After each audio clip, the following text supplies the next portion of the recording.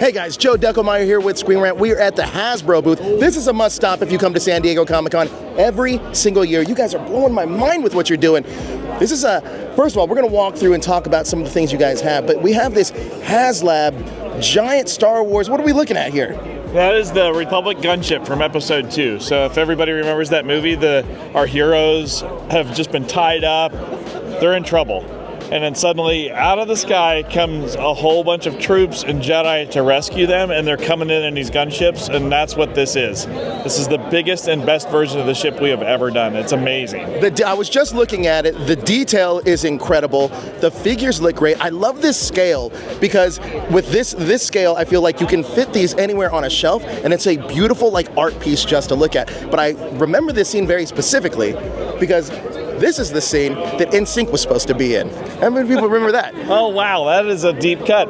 Impressive. Yeah, you're right. Imagine if you guys came out with the NSYNC action. I'm just kidding. But in all honesty, this is an amazing piece. How can people get this? So this is on HasbroPulse.com. Yep. You can get on there. The campaign started the day we announced this thing. So it's running now. Backers, we need 8,000 backers to get this thing to happen. It's $449. Well worth it, by the way.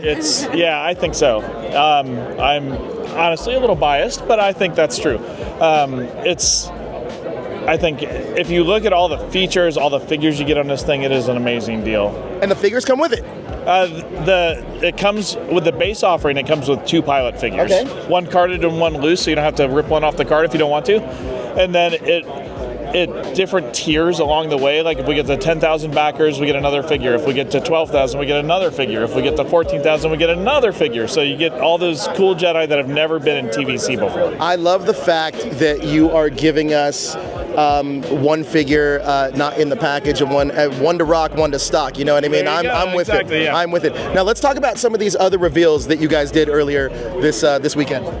Yeah. All right. So at our PR breakfast the other day, we announced our fall convention exclusives for both the Vintage Collection and Black Series down here behind me. So the Force Spirits up there, the Jedi Spirits.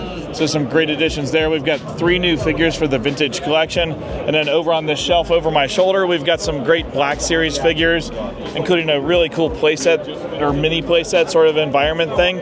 So yeah, some awesome stuff. Let's talk about, look, one thing I love that you included here in this Force Ghost, you got 2 heads for Anakin, because I feel like this is a debate that comes up all the time. Yeah. Which Anakin is your Anakin at the end of the movie? Which one is yours? This is a hot topic debate, though. Well, mine is the original. OG. The OG. And I think for this set specifically, because this is going to conventions, this is very much targeted at a fan audience. That's the place for that to live and that option to live. But the way the movies live on now on Disney Plus, that's with the new head. So it's a great way to embrace both those fandoms and to really bring a unique offering to everybody. Now, 6-inch Black Scale Series, I think, is one of the best action figure lines you can possibly buy. Reason being, it's affordable and they are gorgeous. So, and they're great display pieces. So I love that you guys have play sets. What made you decide on these specific play sets for this one? I mean, these were key moments. We talked about in the panel, there were snapshot moments. Yes. People make statues out of them. People make paintings out of them. They live in our hearts and our minds. We think of them. We hear music sometimes. So it's so important to be able to represent it in toy form. And we didn't do it a static. We did it so that you could actually pose them out. You could do fight scenes with them. We gave them lots of accessories. We gave them battle, clashing for the lightsabers. Vader is updated with a wired cape, which is so dynamic. Yes. It's a game changer. It really is. Everyone has a Vader, but you don't have a Vader like this. What I love about the wired cape too is that it gives you so many options for posability. Yes. And the great thing you guys do is the articulation on your figures. You can pose them any way you want and they look beautiful. Talk to me about the shift into moving to wired capes. So the first time we did it in Black Series is this year with the Ronin Celebration exclusive. And again, that one, in animation, we saw him and he was dynamic. He was in all those fight scenes. The wind was blowing, the cape was billowing. So much about that was very dynamic. And we felt like we had to have Vader in the scene. It was a key moment. No, I am your father. And then we have to put Vader in there and to put Vader with the cape. Like, if you remember from that scene, again, we're all picturing it in our minds. When he slashes, the cape didn't stay in place. The cape moved. It's super windy there. Yeah. It's somehow very windy in there. So being able to represent that in toy form like this is honestly one of my favorite reveals from the panel yesterday. Yeah. Am I looking at a Jango Fett over there? Yes. You are looking at a Jango Fett. It's a really completely new, updated Jango Fett figure. That's my guy, Tamora Morrison. I love Jango Fett. Yeah, like Jango Fett? the face, the inkjet print on that, all the deco is really top notch. Gave him 5 shadow. 5 o'clock shadow. Yes. Yeah, the team talked about The that. little scar, the helmet, the removable helmet. I actually want to talk a little bit about because you guys do such great facial sculptures, such a great likeness to these faces. What is the process like to make those?